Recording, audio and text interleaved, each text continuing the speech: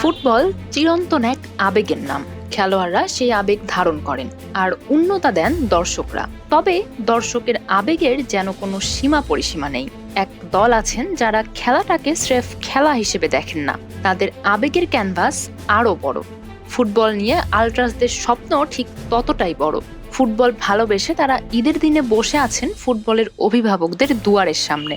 সংখ্যাটা দেখে নিতান্ত কম মনে হতে পারে, যদিও এখানেও রয়েছে দলের পুরনো সদস্যদের মাহাত্ম্য। উদ্দেশ্য একটাই, সিঙ্গাপুর ম্যাচে তারা এমন পরিবেশ তৈরি করতে চান যাতে দেশের ফুটবলে নতুন এক বার্তা পৌঁছে যায় বিশ্বব্যাপী। হুঙ্কারে চাপে ফেলতে চান প্রতিপক্ষকে, করতালিতে মাতিয়ে রাখতে চান নিজ দলকে। যদিও এখন অনেকটাই নিরুপায়, তারা প্রথাগত আলট্রাসের মতো নয়।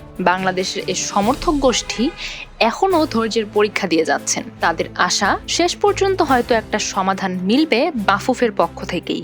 লম্বা সময় ধরে ফুটবল বিমুখ প্রজন্মকে নতুন করে ফুটবলের প্রতি আগ্রহী করে তুলতে দীর্ঘদিন ধরে কাজ করে যাচ্ছে বাংলাদেশ ফুটবল আলট্রাস। ফুটবল প্রেমীদের আশা দ্রুতই সমাধান মিলবে এই সমস্যার।